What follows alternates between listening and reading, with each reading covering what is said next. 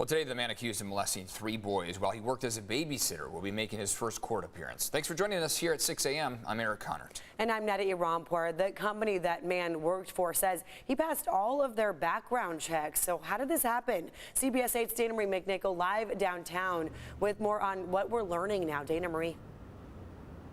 Well, good morning, Eric and Netta. That man, that 22-year-old man, Zane St. Julian, we're learning he used the online platform called City Sitter.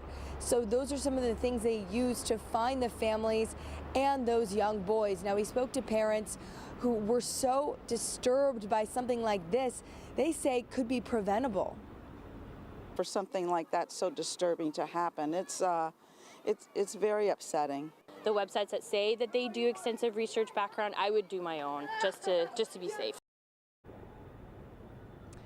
Now, Zane St. Julian was arrested after he got off the plane at the San Diego International Airport this week. Police say that St. Julian molested those 3 boys during July and December of this year. A parent of one of those boys reported the alleged molestation, triggering an investigation that identified 2 other victims. St. Julian currently faces 5 charges, including a 1-strike sex crimes charge because his alleged victim was under 14 years old. Now, a conviction on that charge could increase the potential prison time he faces by as many as 25 years. Now, investigators do fear there could be more victims and are asking the public to reach out if any of them have information that could help in this investigation. Right now, St. Julian sits behind bars at a central jail downtown, being held on $1.2 million bond. He is scheduled to appear in court later today. We're going to get a better idea of how this happened, and we're learning that the City Sitter, the company, is complying with police, so we're looking to get better insight on this case coming up later today here at the courthouse. I'm Dana Marie McNichol coming to you live.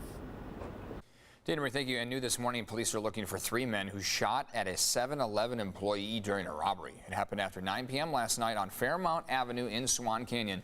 Police say the suspects tried to steal beer, and when employees tried to stop them, one of the suspects fired several shots.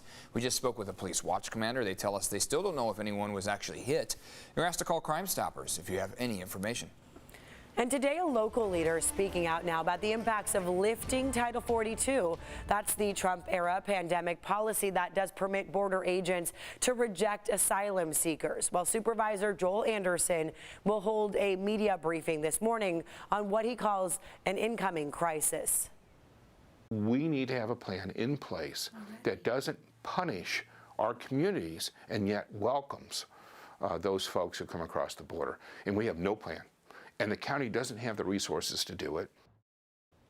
Supervisor Anderson says he expects 400 to 1,500 people a day to come into El Cajon once the policy, Title 42, is over. He says the federal and state government must send resources here. Coming up, we're going to take a closer look at the status of this immigration policy and hear from migrants who are stuck in this legal limbo. Meantime, disagreements over Title 42 could lead to a partial government shutdown in just a few hours from now. Senators are at an impasse over an amendment to the $1.7 trillion government funding bill. That amendment would extend the immigration policy. The Senate expected to vote today, giving the House until midnight to approve any changes.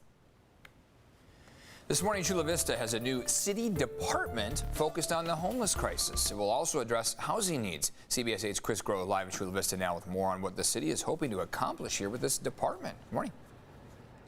And good morning, Eric. And remember, it wasn't too long ago that many homeless advocates and organizations were criticizing Chula Vista for not only the issue that grew at Harborside Park, a homeless encampment, but also their response to it. So this department will, again, hopefully address some of the root concerns that maybe led up to the issue that happened at Harborside Park. But moving forward here, this is what the city says it is focused on doing. Again, helping address some of those root problems. The city says it will focus on homeless outreach, affordable housing, and rental assistance. Now, they're still recruiting staff, but plans to have about 10 members on board and could potentially expand beyond that. Now, advocates that were critical of Chula Vista during the Harborside saga also say that they're weary about the city's efforts moving forward. One in particular mentioned the need for real solutions like shelters, safe parking, and other services. They hope the city will also work with their organizations and others moving forward into the future. Take a few steps back. We still don't have the 66 pallet shelter that's supposed to be up by January. We also need things like safe parking. We need an emergency shelter in Chula Vista. These are all step ones and step twos before we start thinking about jumping ahead. And to read more about the department and what other organizations are saying about it and its intent and its future, you can just go to CBS8.com and click on that story link. Eric and Netta.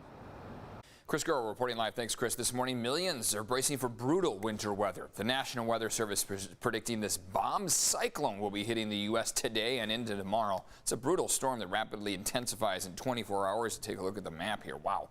The Weather Service says temperatures could be life-threatening in some parts of the country.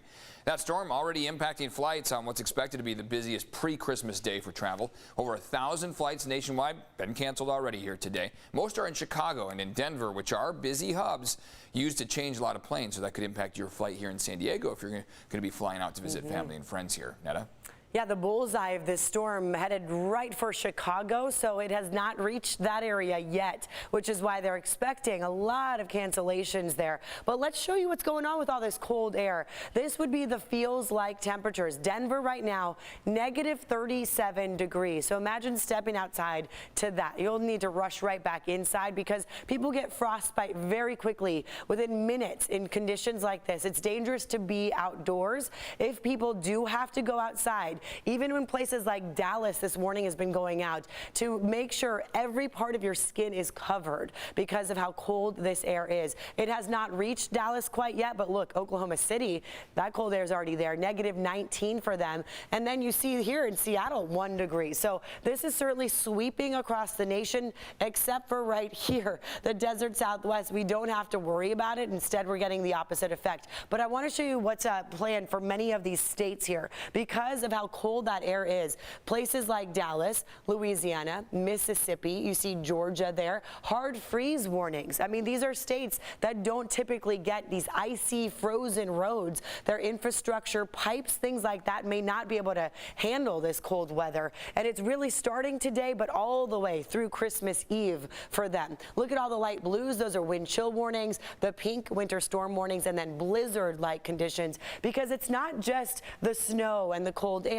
There's also this major wind event that's coming through this. So imagine the wind chill along with that cold blast of air. You see the line of snow right now. Well, right behind it would be even colder air that's going to sweep further south. Taking a look on the west coast here, we have a little system way up north bringing in some rain, some mountain snow up near the Oregon border. But us in San Diego, nice clear conditions. We're looking at temperatures right now, 30s and 40s for the most part. It is going to be another nice day, upper 60s to low 70s, and this is the beginning of our warm-up. We are going to see warmer weather here for the holiday weekend. In fact, record-breaking. I'll talk about that shortly. For now, a quick check of traffic. Good news, if you do have to head out, you won't be joined by really many other people. No crashes to report. In fact, zooming into places like Coronado, yeah, it's even calm there. Usually it's pretty busy. Downtown looking nice and pretty clear outside. Eric.